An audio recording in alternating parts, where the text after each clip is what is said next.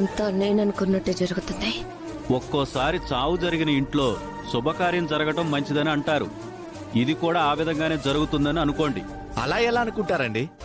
బుద్ధి లేకుండా ఏం మాటలవి? మేం కూడా ఈ సమయంలో ఇటువంటి వేడుకలు వద్దనే అన్నాం. మీరు మా మాట విన్నారా అత్తయ్య? ఇల్లు కాలి ఒకడేడుస్తుంటే ఇంటి ముందు ఇంకొకడు సంబరం చేసుకున్నట్టుంటుంది అని నేనే చెప్పాను. నా మాట లెక్క చేయలేదు.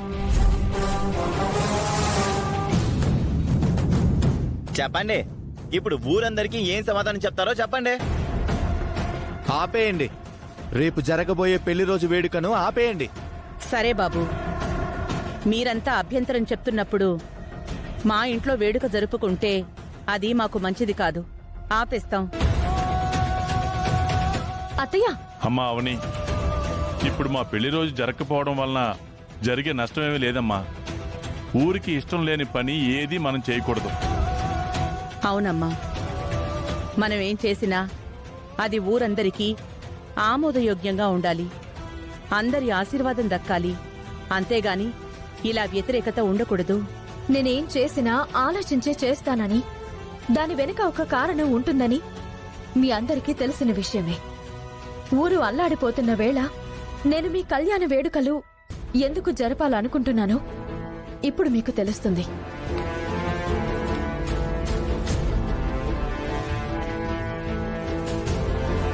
హర హర మహాదేవ శంభో శంకర.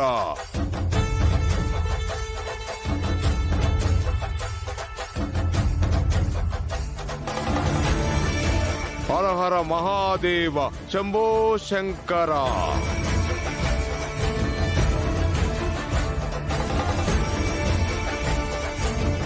లోపలికి రండి స్వామి.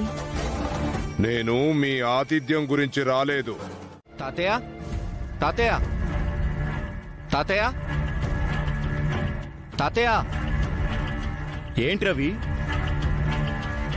వేదవతి గారు ఈ ఊరికి పెదరాయడమ్మని అందరూ అంటుంటారు కదా. అవును, ఆవిడెన్నో పంచాయతీలు చేసిందని, తీర్పులు చెప్పిందని అందరూ గొప్పగా మాట్లాడతారు కదా. అవును. అటువంటి ఆవిడ ఊరు ఏమైపోయినా పర్లేదనుకొని రేపు పెళ్లి రోజు వేడుకలు జరుపుకుంటుంది. అలా జరుపుకోవడం మంచిదని ఒక స్వామీజీతో కూడా చెప్పించారు. వేదవతి కళ్యాణం లోక కళ్యాణంతో సమానం. వీరి కళ్యాణం జరగటం వలన ఊరికి మంచి జరుగుతుంది. ముక్కు పుడక వీరి దగ్గరికి చేరుకుంటుంది.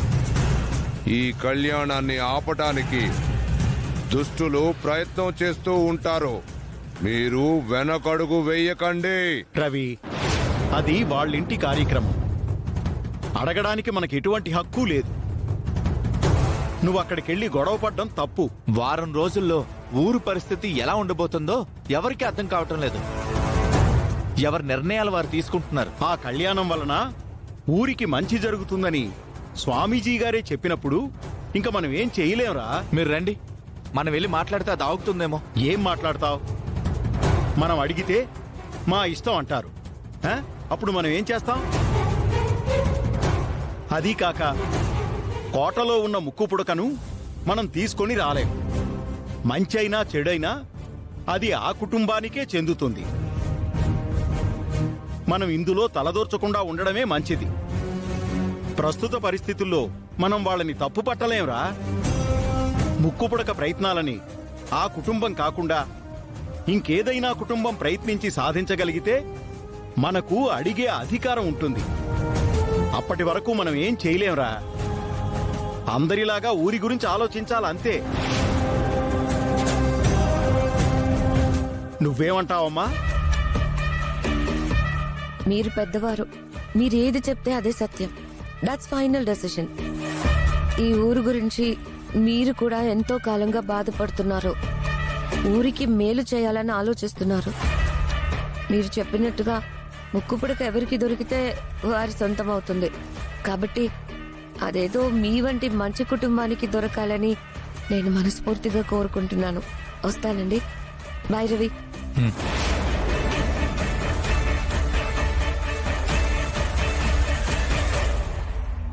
మాయా ఇంటికి అతిథిలా వచ్చినా మన ఇంటి గురించి బాగా ఆలోచిస్తుంది కదా తాతయ్య.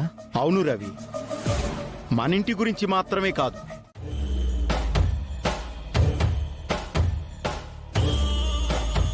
అవనిది మెల్లమెల్లగా పై చేయి అయిపోతుంది. అత్త కూడా మారిపోయి సపోర్ట్ చేయడం వల్ల ఇంకా రెచ్చిపోతుంది. ఆ కుటుంబంలో ఎవరు బ్రతికున్నా నాకు అడ్డమే. అందుకే అందరినీ శాశ్వతంగా ఈ లోకంలో లేకుండా చేయాలి.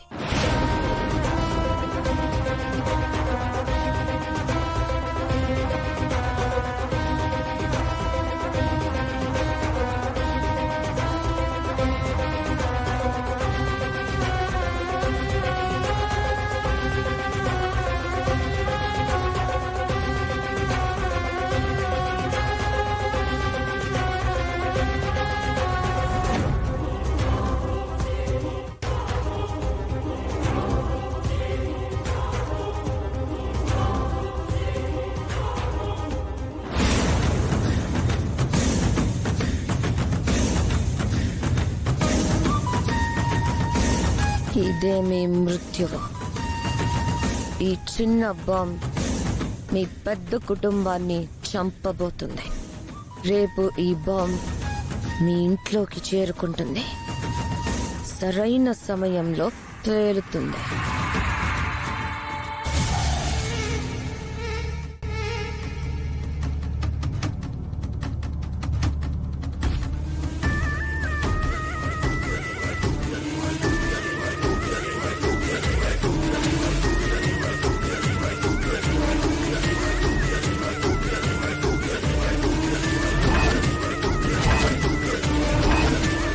దీన్ని చూడగానే ఎవ్వరికీ అనుమానం రాదు.